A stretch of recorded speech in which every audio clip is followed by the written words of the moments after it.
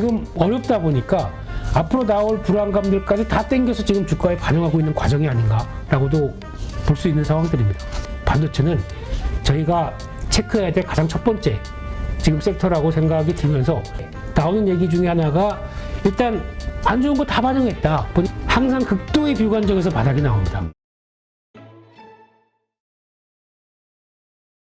네. 자, 일단 나스닥 한번 분석 한번 해주시죠. 뭐 분석이 뭐가 필요하겠습니까? 지금 저희 쉬는 사이에 딱 이틀 동안의 전저점대를 다 무너뜨리는 변화가 나왔기 때문에 그나마 하나 기대하는 거는 뭐 꼬리 달고 약간 막판에 좀 들어 올리려고 시도했던 거 정도가 그게 다가 아닌가 싶고요. 근데 지금 뭐 주봉상으로 본다고 하더라도 되게 애매한 자리죠. 여기서 시도했다가 좀 묵직한 자리들 이런 거 보게 되면은 고민이 들어가는 자리지만 좀 어떻게 좀 해주면 안 되겠니? 라는 분위기죠. 그리고 또 이번 주에 여러 가지 이슈가 많다 보니까 그걸 안고 변화가 좀 나와주면 안 되겠니? 라고 하는 좀 뭔가 처절한 입장 그렇게 바라보고 있고요. 대부분의 다우지수도 일단 오늘 그러니까 지난 주봉까지 보게 되면 일단은 반등 시도하다가 약간 좀 들어가는 모습들 그리고 또 S&P 500도 전저점대에서 이탈했는데 반등 시도하다가 무너지는 모습들 뭐 되게 애매합니다 지금 자리는요. 그래서 또 저점을 확실히 이탈했긴 했는데 그렇다고 돌리면 또 뭐라고 할 수 없는 자리들 뭐 그래서 그런 쪽으로 봐야 될 것 같고요. 그래서 오늘 나왔던 미국 시장의 동향들은 전부 보게 되면은 일단 두려움이 크죠. 대표적으로 반도체 쪽 뭐 다 알고 있는 그 미중 간의 갈등 얘기 또 자동차 쪽의 핵심은 그거죠. 이제 경기 침체가 온다라고 하는 오늘 JP모건 CEO가 요즘 보니까 경기 침체라고 안 하더라고요. 무슨 뭐 뭐라고 하던데요. 경기 침체가 너무 심각하게 와서 뭐 나오는 현상. 근데 고용 보면 아직 그런 현상이 지금 안 나오고 있는데 그렇죠. 그러면 내년 한 상반기 정도쯤까지 생각하게 되면은 그때 지표가 막 엉망으로 나올 것이다 라고 하는 불안감도 가세가 돼 있는 거고 그러다 보니까 지금 최근에 나오는 특히 AMD나 지금 엔비디아 보게 되면은 특히 경기 침체가 나왔을 때 이제 타격을 받는 대표적인 섹터들 쪽으로 지금 먼저 이제 우려감들이 커져가기 시작하는 거죠. 이게 다 자동차로도 나오는 거고 지금 전기차로 변환이 된다고 하더라도 이게 결국에는 내구재인데 이거에 따른 부담감들 그리고 또 거기다 나오는 엔비디아는 좀 심각하긴 하더라고요. 재고 보니까 그러니까 과거에 못 보던 재고수 좀 보여주고 있고 거기서 특수가 나왔던 게 코인 쪽이었다고 하게 되면 그게 사라지다 보니까 나오는 재고 수준과 함께 나오는 변화 보게 되면 솔직히 엔비디아 하락하는 건 뭐 중국과의 관계 때문이 아니라 재고만 본다고 하더라도 당연히 뭐 그럴 수준이 있다고 봐야 될 것 같아요. 근데 그런 변화가 지금 나오고 있다는 거는 아무래도 내년에 대한 불안감들이 지금 또 다시 발목을 계속 또 잡고 있는 거죠. 그렇죠. 네, 거기다 이제 이번 주 금요일 날쯤 이제 목요일 금요일부터는 금융주들 실적 발표합니다. 그러면서 또 실적 발표 시즌이 다가오는데 이에 따른 불안감들이 이제 미리 또 작용하는 과정들 이게 나오지 않나 생각되고 있어서 그러니까 말 그대로 지금 어렵다 보니까 앞으로 나올 불안감들까지 다 땡겨서 지금 주가에 반영하고 있는 과정이 아닌가라고도 볼 수 있는 상황들입니다. 그러니까 지금 네. 지표도 그렇고 글로벌 돌아가는 여러 가지 국제 정치 혹은 경제 상황도 상당히 부정적인 게 많아요. 네. 그러다 보니까 이제 다 위축될 수밖에 없는데 이 가운데서 우리가 좀 긍정적으로 볼 수 있는 게 있을까요? 좀 희망의 빛이 있을까? 이거죠. 근데 이렇게 씁쓸하게 바로 얘기를 하십니까? 뭐 있을까? 해가지고. 네. 어디 한번 얘기해봐. 이런 거. 얘기해봐. 네. 근데 솔직히 지금 이런 상황 쪽에서 다 주말에 유튜브 이렇게 뜨는 거 보다 보니까 다 무슨 얘기 하는지 아십니까? 핵전쟁 무슨. 뭐 전쟁 얘기만 계속 얘기하고 있고. 그러니까 그렇게 만약에 공포감으로 확대되는 또 하나의 정점이 이제 지구 종말론이지 않습니까? 항상. 리먼 브라더스가 망했을 때도 지구 종말론. 금융사가 망해도 지구 종말론. 이제 뭐 직접 전쟁이 나다 보니까 그거로 인해서 진짜 종말론. 근데 종말론이 그렇게 쉽게 오나요? 네, 그래서 뭐 그러니까 결론은 그런 것 같아요. 내용들 보지는 않았습니다. 보면은 또 그런 거 이런 시장에 보고 있으면은 그냥 왠지 모르게 빠져버려요. 그러니까 회의론에 빠져서 나는 그러면 이제 주식 다 팔아다가 집에 벙커 만들어야 돼요. 살기 위해서. 진짜 미국에는 그런 사람들 많았죠.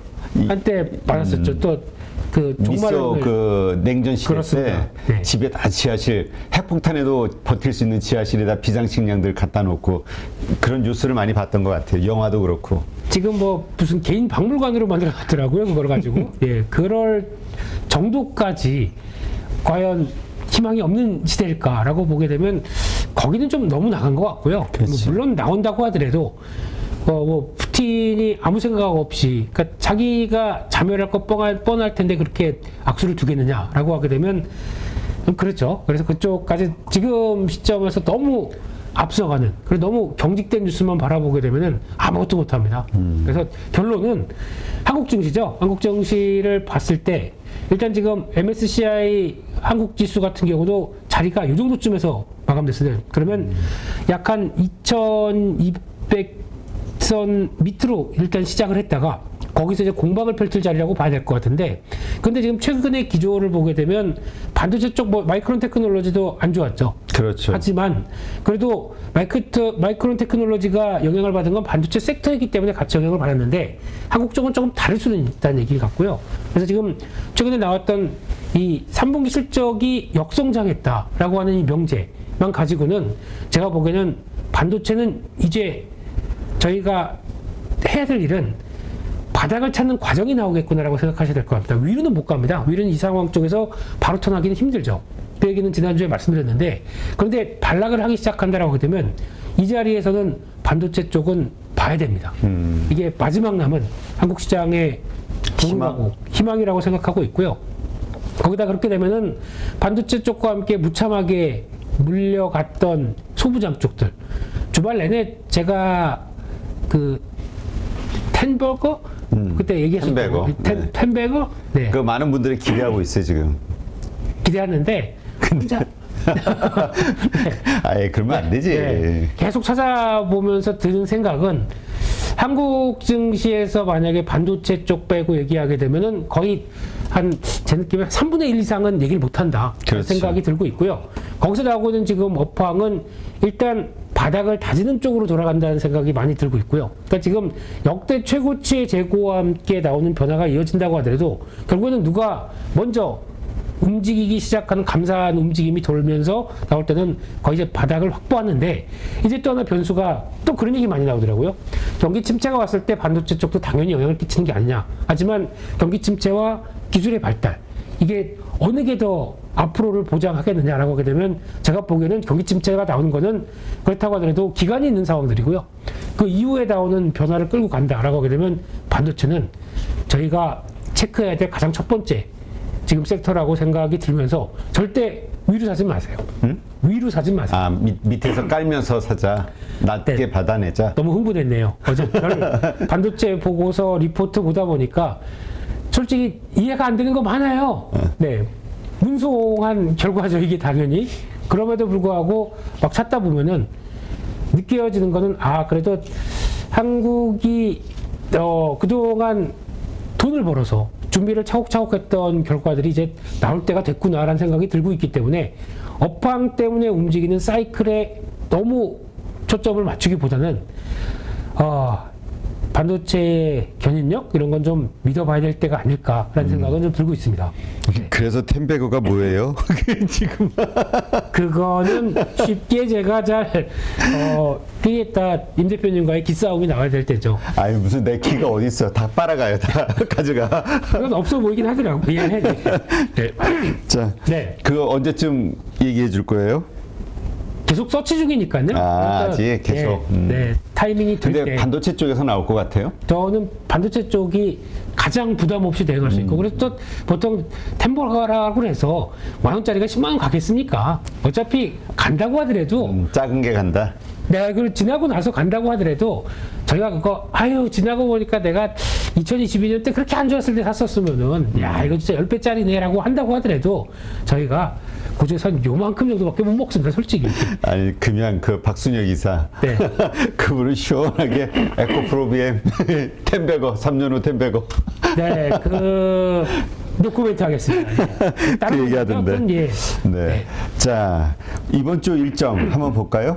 네, 그래서 이번 주 동향을 보게 되면 이제 또 4일짜리입니다. 그래서 오늘 10월 11일 화요일인데 메타의 커넥트가 개최되네요. 그게 뭐냐면은 이번에 프로젝트 캄브리아라고 새로운 메타의 기기를 가져오겠다.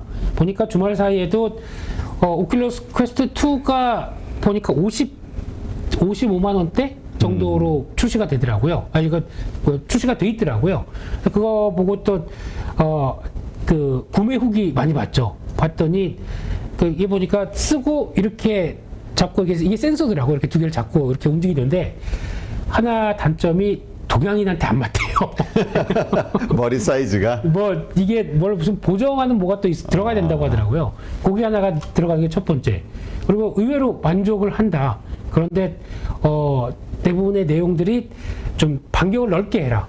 하다가 뭐 벽에 부딪혔다. 뭐 좀 이렇게 약간 좀 이걸 적응하는 과정이 나오는 것 같더라고요. 그래서 이게 완전하게 그렇게 어떻게 보면 좀 고가인데도 사람들이 이용을 하는구나라고 보는데, 근데 이제 가장 또 눈길이 가는 게 지금 애플 거죠. 애플 거는 우리나라 돈으로 $3,000다 보니까 한 450만 원, 500만 원 가까이 되는데 이 가격에 대한 부담이 없겠느냐라는 생각이 좀 듭니다. 근데 그걸 빼고 아마 이제 어떻게 이제 또 오늘 메타 커넥트에서 예측하면서 앞으로 미래를 보여주느냐 보니까 이쪽 게임이 그렇게 많지는 않더라고요 아직까지는요. 네. 그래서 게임과 연결돼서 본다라고 하게 되면 이 소니 플레이스테이션 2와 연결돼서 나오는 게임이 가장 그 XR이 가장 또 먼저 장착 이게 시장의 트렌드로 자리 잡지 않겠느냐 얘기도 나오는데 한번 봐야 될 것 같고요. 또 오늘 일본의 개인 여행자 입국이 허용되면서 또 변화가 살짝 나오지 않을까 싶었는데 미국은 리오프닝주 또 주르륵 밀렸고요. 게다가 우리는 일단 초기에는 가겠죠. 근데 이게 보니까 또 여행사 피크아웃 얘기도 나오더라고요. 내년에 경기 침체되면은 누가 여행 가겠느냐? 그렇죠. 이런 얘기도 또 나옵니다. 근데 이건 가봐야 될 것 같고요. 거기다 또 나오는 분위기 지금 모르겠습니다. 고용지표 미국 나오는 고용지표 가지고 소비 침체를 급감하게 나오는 게 나올까라는 쪽도 물론 봐야 되겠는데, 그리고 보니까 제가 느끼는 거는 서울의 주변 다니면서 보면은 지하철이나 그리고 또 이번에 토요일 날 불꽃 축제 했죠. 네. 저는 깜짝 놀랐습니다. 왜요? 불꽃 축제하는데 외국인들이 이렇게 많아요. 아 그래요? 네. 아 다들 그러니까 이게 목마른 거야. 이 오프라인 어떤 행사가 네. 그동안 너무 없었던 거지 즐거움이. 그것도 그렇고 한국인들 당연히 뭐 100만 명 몰렸다고 하는데 그 중에서 이렇게 그 슬리퍼 신고 집 앞에서 이렇게 봤었어요. 봤더니 저희가 얘기하는 백인들, 그러니까 좀 서양인들 이쪽 분들이 상당히 많더라고요. 그래서 또 술 마시고 약간 자기네 나라인 것처럼 막 이렇게 이러는 것도 봤었는데, 그러니까 의외로 외국인들이 많더라고요. 외국인들이 많다. 네. 저기 홍대 쪽에서 외국어 학당에서 다 온 거 아니에요? 아 단체로요? 이제 날씨 추운데도 패딩이 있고 한 30분 정도 지켜봤습니다. 그랬더니 가족 단위 뭐 이런 것도 많겠지만 의외로 외국인이 많이 늘었습니다. 그래서 좀 하긴 저도 이번 연휴 때 잠깐 지방을 좀 내려갔다 왔는데 네. 비행기가 네. 완전히 다 풀이더라고. 지방 가는 비행기 있잖아요. 그러니까 국내도 그렇고, 네. 그러니까 사람들의 심리 이렇게 보니까 네. 그 관광 여행 네. 여기에 대한 욕구들이 있긴 있는 것 같아요. 다 이렇게 지켜보니까 저도 그 관점에서 사람들이 이렇게 흘러봤는데, 네. 네, 그렇더라고. 네, 어디 소개팅? 비행기 타고 그래서 잘 되셨습니까? 자 빨리 예, 알겠습니다. 넥스트. 네, 시간 관계상 빨리 가야겠네요. 네. 또 수요일 날 같은 경우는 FOMC 의사록이 공개되는데 이건 별 큰 의미는 없을 것 같아요. 저희가 다 알고 있는 얘기고. 그렇죠. 근데 또 생산자 물가지수 먼저 발표되다 보니까 약간 이제 전초전이죠. 네, 그래서 나오는 분위기인데 또 이날 한국에 금통위가 있습니다. 그러다 보니까 수목금 중요한 이벤트 상당히 많고요. 금통위 금리 인상 50bp 가능성이 상당히 올라왔고요. 한국도. 네, 그래서 지금 가장 또 보니까 한 다채무자라고 얘기를 하죠. 이쪽의 비중이 상당히 빨리 올라오다 보니까 지금 이번에 또 50bp 두 번만 한다고 하더라도 한 60만 원 이상 부담을 더 이자를 해야 된다라고 하는 이런 리포트도 보다 보니까 마음이 아픕니다. 이런 그러니까 식으로. 이게 안 할 수도 없고 네. 그러면 한국 경제에 큰 어떤 데미지가 갈 것 같고 그렇다고 하자니 또 부동산 대출 포함한 가계 부채 있으신 분들이 또 너무 힘들 것 같고 참 그러니까 정부 당국도 한국은행도 참 머리 아플 거예요. 그렇습니다. 그래서 만약에 제 생각엔 맞춰갔다가 좀 분위기 그렇지 않다 싶으면은 한국은 또 정책을 선회할 수는 있겠는데 그렇다고 이제 미국을 바라볼 수밖에 없는 입장이다 그렇죠. 보니까 일단은 뭐 따라가야 되겠죠. 그게 먼저가 아닌가 보여지고 있고요. 13일 날 목요일 날은 또 옵션 만기입니다. 변동성이 그러니까 수요일부터 또 다시 확대가 되는 쪽으로 나올 거고요. 또 그날 미국의 9월 CPI가 발표되는데 지금 기준으로는 9월은 뭐 큰 변화 없는데 10월 달부터는 두드러지게 하락할 것이다. 그러니까 10월 CPI니까 11월 달이죠. 그래서 근데 이걸 가지고 11월 초에 FOMC가 좀 이어지기 때문에 그에 따른 변화를 보게 되면 아직은 75bp 인상 쪽에 무게를 두는 게 더 맞지 않느냐라고 봐야 될 것 같고요. 게다가 또 실적 발표하는 쪽에서 월그린이라는 회사가 있는데 미국의 최대 잡화식품 건강부요 제품. 그러니까 어떻게 보면 필수 소비재 쪽에 가까운 쪽의 실적인데 이게 만약에 흔들리겠느냐라는 부분들도 한번 또 소비와 관련된 쪽에 체크를 해야 될 것 같은데 솔직히 미국은 그냥 제기를 가는 것 같아요. 지금 분위기는요. 그래서 그런 상황인 것 같고요. 14일 금요일은 미국의 9월 소매 판매 기업 재고 소비 관련된 지표들 한 두어 개가 발표되다 보니까 이쪽도 체크해야 된다라는 분위기. 소비 지표도 그렇게 완전히 꺾이는 분위기 아니거든요. 그렇기 때문에 이거를 좋으면 또 안 좋은 걸로 해석하기 때문에 지금 분위기가 또 좋게 나왔는데 연준이 이걸 과연 조정하겠느냐 이렇게 또 바라보고 있다는 점들.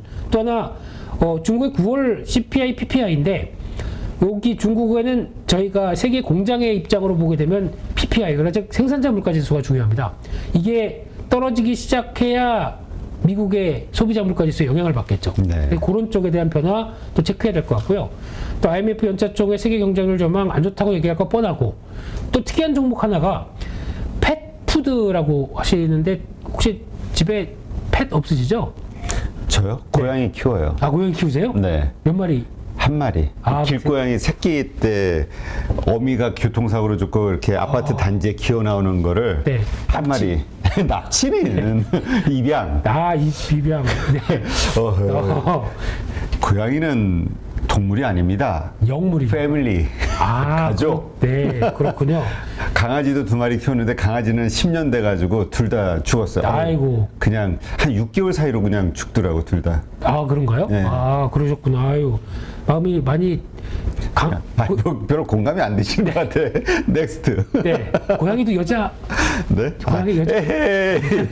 네, 알겠습니다. 그래서 신규 상장되는 OSP라는 종목이 있는데 그러니까 우리나라에 아까 상장된 첫 관련된 섹터다 보니까 일단은 눈길이 가죠. 그래서 그런 건 한번 체크해 보는데 요즘 IPO 종목 뭐 눈길이 가겠습니까? 그래서 그 정도만 있다 생각해야 될 것 같고요.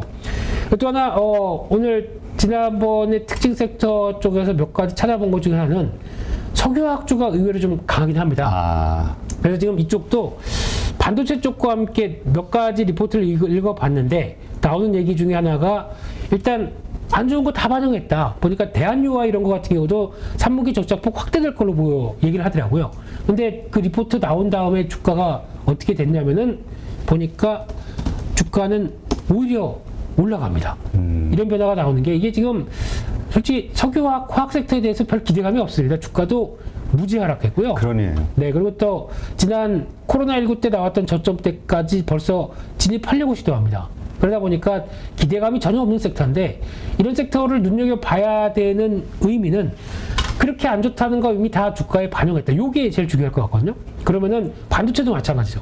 지금 한국 증시의 특성인 사이클상으로 봤었을 때 모두가 안 좋다고 얘기하고 있는 이런 상황 쪽에서 살짝 이제 앞으로의 변화죠. 이런 어떤 QE 확대가 살아나기 시작하게 되면은 어떤 변화가 나오겠느냐.